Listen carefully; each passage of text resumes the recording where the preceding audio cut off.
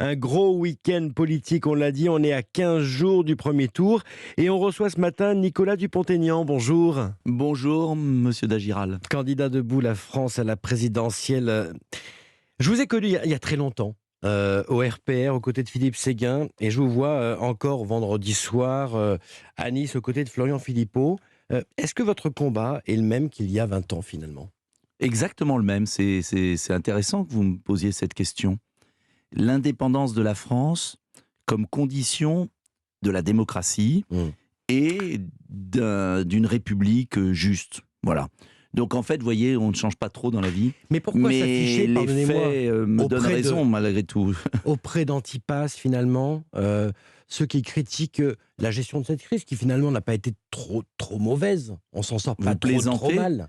Vous plaisantez, un des records de mortalité, des atteintes inacceptables, Vous auriez fait quoi, Nicolas Dupont-Aignan ? inutiles aux libertés publiques, une aberration, une dissuasion des soins. Alors ce que j'aurais fait, vous reprenez toutes mes vidéos depuis le début de la crise. J'aurais interdit les vols venant de Chine 2 mois avant Madame Buzyn. Quand M. Macron disait qu'il fallait aller au théâtre, je demandais des mesures de précaution, le masque, le test. Mais en revanche, jamais je n'aurais imposé des injections expérimentales à des jeunes qui ne mourraient pas du Covid. J'aurais réservé la vaccination aux personnes fragiles, âgées, et puis j'aurais pas fermé 5700 lits d'hôpitaux en 2020. J'aurais pas freiné les soins. Donc zéro pointé, zéro pointé. On peut jamais dire zéro pointé, puisque c'était une crise très difficile. Pour autant, il s'est passé des choses extrêmement graves. Et ce que je ne veux pas, vous savez qu'il y a toujours le pass sanitaire pour rentrer à l'hôpital, pour aller voir une personne âgée, aujourd'hui en EHPAD, alors qu'on sait très bien qu'on peut être vacciné et qu'on transmet la maladie. Donc tout ça est non seulement liberticide, mais absurde sur le plan scientifique.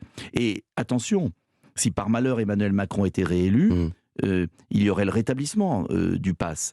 Il a interrompu là pour les élections. Et je suis le seul candidat qui a eu une position claire sur la liberté. Et je dis aux millions de Français qui ont refusé la politique sanitaire, eh bien, aidez-moi, parce que plus j'aurai de voix, plus on pourra freiner, bloquer cette politique. Je reviens toujours en arrière, Nicolas Dupont-Aignan, mais est-ce que le gaulliste que vous étiez, le souverainiste que vous étiez, est clair quand il s'affiche en 2017 avec Marine Le Pen et aujourd'hui avec Florian Philippot ? Mais tout à fait. Vous savez, les Français ont choisi en 2017. Ils étaient obligés de choisir dans l'isoloir. Ouais. Il y a eu 4 millions de bulletins vote nuls et... Attendez, il y a eu 4 millions de bulletins nuls et blancs. Ce qui montrait bien que ce choix ne leur plaisait pas, Macron-Le Pen. Pour autant, il fallait bien qu'ils choisissent. Et moi, homme politique, j'aurais dû faire comme les autres, aller voter Macron non, au bout d'un quart d'heure. Je constate juste que vous faites 2% aujourd'hui dans les sondages, vous faisiez 4,7% à la dernière présidentielle. C'est complètement faux.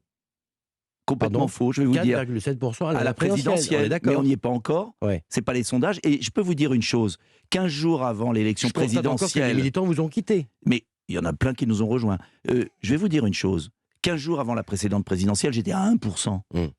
Donc, arrêtons avec ces sondages. Donc vous devenez fous. Vivre, c'est ce que vous nous dites. Non, vous devenez tous fous, les journalistes, avec les sondages. Fous. Nicolas Dupont-Aignan. Excusez-moi, ce sont les Français qui votent. Et je vais vous dire pourquoi vous devenez fous. Parce qu'en plus, ces sondages se sont trompés. Ils se sont trompés de 10 points au régional. Et pourquoi ils se trompent ? Il n'y a pas un grand complot. Je vais vous dire, parce qu'il faut que les Français le sachent. Les sondages sont faits sur ceux qui sont certains d'aller voter. Il y a 20 millions de Français qui hésitent. Donc ce sont les abstentionnistes que vous essayez de convaincre ce matin. Oui, je m'adresse aux abstentionnistes en leur disant, vous êtes écœurés de la vie politique, et je vous comprends. Mais si vous êtes écœurés, vous devez aller voter pour, au contraire, virer ce système qui vous tue à petit feu.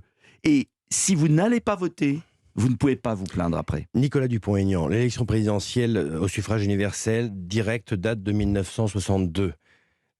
Vous étiez gaulliste. Elle rend celui qui est élu légitime par les urnes.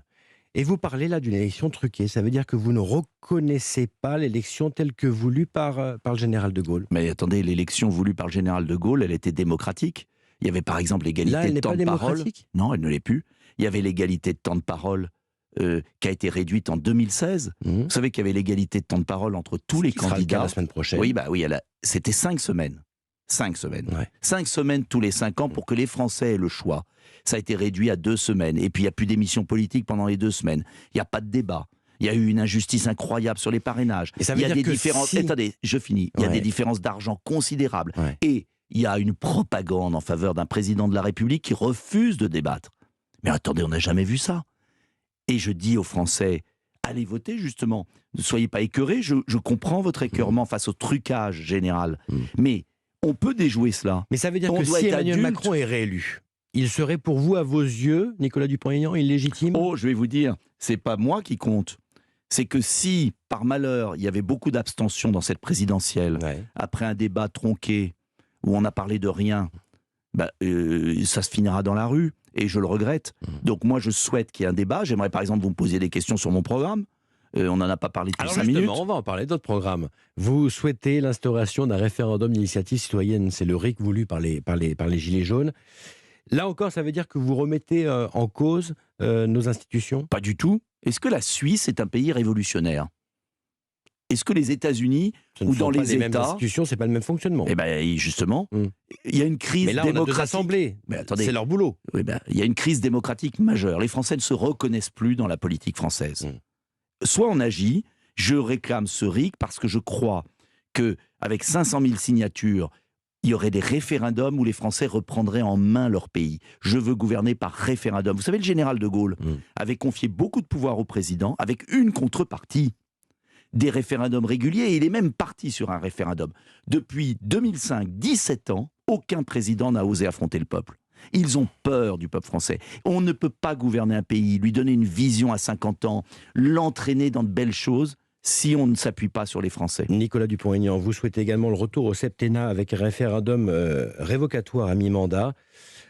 Pardonnez-moi, mais pour citer le général de Gaulle, ce serait pas un peu la chienlit finalement ? Pas du tout, 7 ans parce qu'il faut du temps. Et puis, le général de Gaulle était un révolutionnaire. Il voulait s'appuyer sur le peuple, pas sur l'oligarchie. Nous sommes revenus dans un système oligarchique, c'est-à-dire le gouvernement du peuple pour une toute petite minorité. Regardez l'affaire McKinsey. Je veux en parler parce que 1 milliard d'euros. Les consultants extérieurs. 1 milliard d'euros, mais c'est considérable en 2021. Emmanuel Macron a multiplié par 3,7 les conseils stratégiques. 450 millions d'euros. 500 000 euros pour une vulgaire note sur le métier d'enseignant. 4 millions d'euros pour réduire les APL des étudiants. Mais c'est un conflit d'intérêts au sommet. Ce sont des gens qui l'ont aidé à être président de la République. Dans n'importe quelle démocratie, ils ne pourraient même pas se représenter. C'est un scandale d'État. Moi, j'en ai assez que les retraites des Français soient diminuées. J'ai vu hier à Nice une dame qui m'a montré sa feuille de retraite récapitulative. 892 € bruts. Et sa retraite nette a encore diminué. Et elle me dit, et ça gaspille, et nous, on est en train de crever.